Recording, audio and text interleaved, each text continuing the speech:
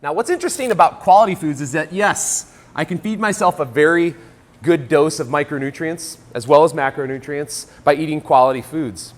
Okay? But what I learned by running nutrition challenges at the gym is that oftentimes people overeat those quality foods and actually gain weight and send their blood markers in the wrong direction. Any sort of overconsumption can be unhealthy.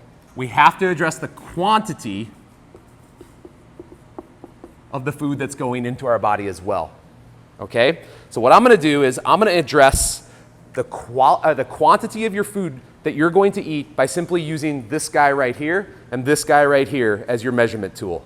Most CrossFitters are going to want to follow a 40-30-30 diet. 40-30-30. And what that means is 40% of your total caloric intake comes from carbohydrates. 40%.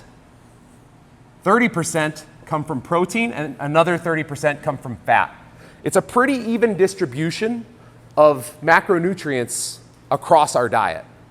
Okay? I'll talk about how we would differ off of this for other people or different body types. But for right now, for most CrossFitters, this is a great way to distribute your nutrients across each meal. So guys, hold up your right hand, look at your palm, okay? Look at the circle that's created by your palm, and now turn it sideways. Look at the thickness of your palm. Dudes, you're gonna have 2 palms of meat or some form of protein at every meal. That's an awesome size of food, isn't it? Unless you got really small hands, this is a pretty badass size of food. Guys, we're going to use 2 palms for our protein. Ladies, what do you think?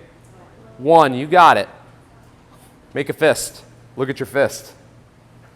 Okay? Look at all the way around. What would you say? That's about 1.25 cups to 1.5 cups. Everybody agree with that? Yep. Guys, guess what? We're going to have 2 fist-sized servings of vegetables at every meal. Ladies, how many? 1. You got it. Third part of your meal. Make a cupped hand.